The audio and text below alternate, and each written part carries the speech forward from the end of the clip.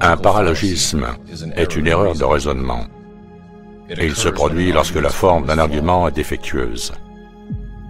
Aristote a été le premier à codifier ces erreurs dans ses réfutations sophistiques, identifiant 13 sophismes.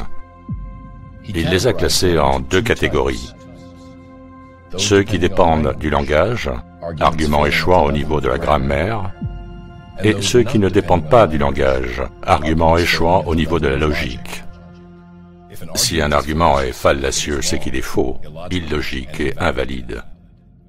Le sophisme est l'art d'utiliser des arguments erronés pour tromper. Que ce soit intentionnel ou non, les gens ont souvent recours à des raisonnements fallacieux lorsqu'ils défendent diverses propositions.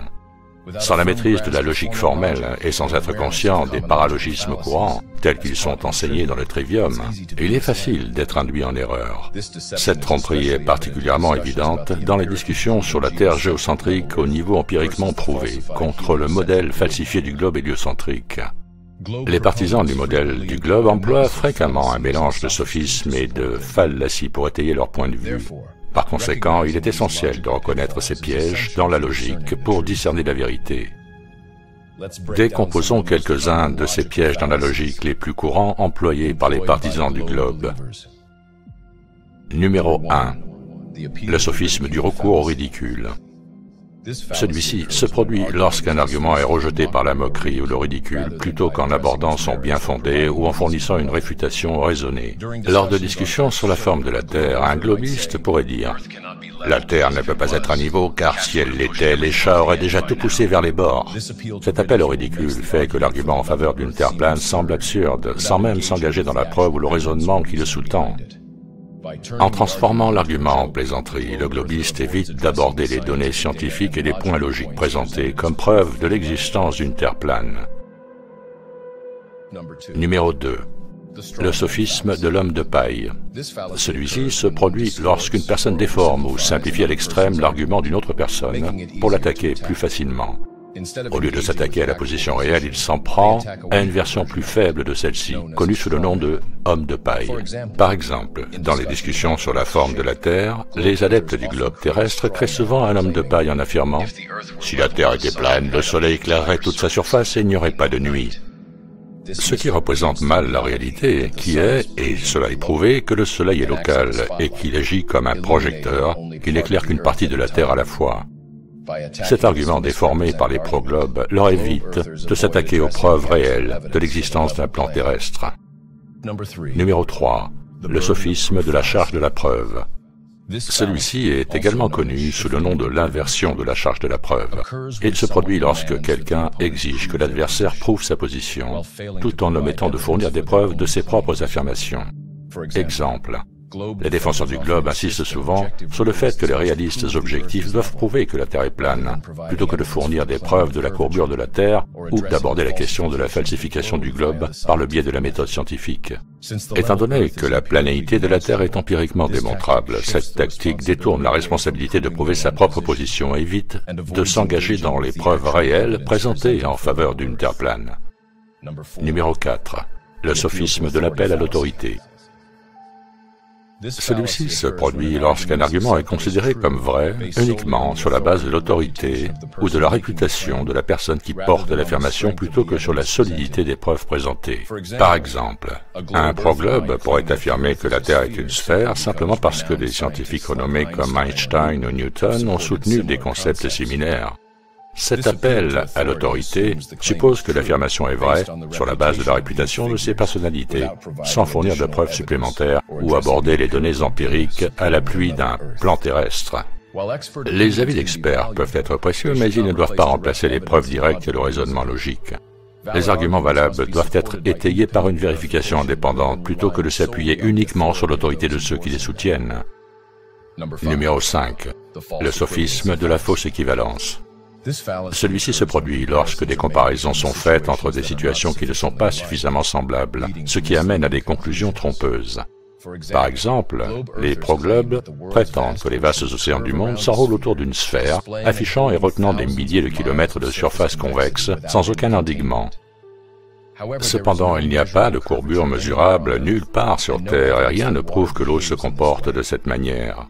Les proglobes pourraient argumenter que la courbure de l'eau peut être observée dans des phénomènes à petite échelle comme les gouttelettes d'eau ou l'effet de ménisque. Cependant, cette comparaison est fallacieuse, car le comportement des phénomènes de l'eau à petite échelle ne peut être directement assimilé au comportement des vastes océans. Les principes scientifiques régissant les petites gouttelettes ne s'appliquent pas aux masses d'eau à grande échelle, ce qui rend cette comparaison trompeuse et illogique. Numéro 6. Le sophisme de la diversion. Celui-ci se produit lorsque quelqu'un détourne l'attention de la question pertinente discutée en introduisant un sujet qui ne l'est pas. Lorsqu'on lui présente des preuves empiriques et mesurables de la surface plane de la Terre et des observations qui falsifient le taux de courbure du globe, son partisan peut déplacer le sujet en posant des questions sur le mouvement des corps célestes. Cette diversion détourne l'attention de la discussion centrale sur la forme de la Terre en introduisant un sujet qui n'a rien à voir. Bien que les corps célestes soient intéressants, ils n'abordent pas la question des preuves mesurables de la surface plane de la Terre, ce qui est crucial pour l'évaluation de la forme du sol sous nos pieds. Numéro 7. Le sophisme du noir et blanc. Celui-ci, également connu sous le nom de faux dilemme, se produit lorsque deux options sont présentées comme les seules issues possibles, sans tenir compte d'autres alternatives viables. Par exemple, on pourrait argumenter sur le fait que la Terre doit être soit une sphère, soit une surface plane avec un bord. Ce raisonnement en noir et blanc ne tient pas compte d'autres possibilités telles qu'un plan infini ou un dôme fermé. En encadrant l'argument comme un simple scénario ou bien, le proglobe évite d'aborder l'ensemble des preuves et des théories sur la forme de la Terre, limitant ainsi la portée de la discussion et de ce fait empêche un examen approfondi de toutes les réalités potentielles. Numéro 8. Le sophisme de l'attaque personnelle. Celui-ci se produit lorsque quelqu'un sape un argument en attaquant le caractère ou les traits personnels de l'adversaire, plutôt que de s'attaquer à l'argument lui-même. Par exemple, dans les discussions sur la forme de la Terre, un globiste peut rejeter les preuves de la réalité d'un plan horizontal en s'attaquant à la crédibilité ou au caractère de la personne, par exemple en disant « Vous ne parlez d'une Terre plate que parce que vous manquez d'éducation ou que vous êtes têtu ».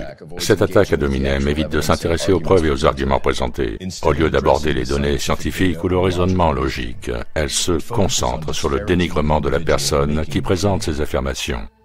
Une discussion efficace devrait se concentrer sur l'évaluation des arguments, sur la base de preuves et de raisons, plutôt que sur des attaques personnelles. Numéro 9. Le sophisme de la preuve incomplète. Celui-ci, également connu sous le nom de sélection, se produit lorsque seuls certains éléments de preuve qui soutiennent une conclusion particulière sont mis en évidence, tout en ignorant d'autres preuves qui la contredisent. Par exemple, les proglobes peuvent présenter des vidéos prises en haute altitude montrant un horizon incurvé, comme preuve indéniable de l'existence d'une Terre sphérique. Cependant, ces vidéos sont souvent filmées en utilisant des objectifs fisheye ou sont des images complètes de synthèse, avec des objectifs standards sans manipulation. Les images en haute altitude montre systématiquement un horizon parfaitement plat, sur 360 degrés, sans aucune courbure. En sélectionnant des exemples spécifiques qui semblent soutenir leur position et en ignorant les preuves contradictoires, les proglobes pratiquent le sophisme de la preuve incomplète, détournant ainsi la discussion de sa réalité compréhensible. Numéro 10. Le sophisme de la réification. Celui-ci se produit lorsqu'un concept abstrait est traité comme s'il s'agissait d'une réalité concrète et tangible, sans preuve suffisante pour l'étayer. Exemple, les globistes se réfèrent souvent au globe du modèle héliocentrique, un concept abstrait représenté en image de synthèse, comme un véritable objet tangible. Ils le traitent comme s'il était physiquement prouvé, malgré le fait qu'il n'existe aucune preuve empirique de son existence. Par contraste, la réalité d'une Terre plane est étayée par des centaines de preuves empiriques et des observations qui adhèrent à la méthode scientifique. En réifiant le concept du globe terrestre, ses partisans ignorent le manque de preuves concrètes et évitent de s'engager dans des preuves empiriques substantielles qui démontrent que notre Terre plane est stationnaire.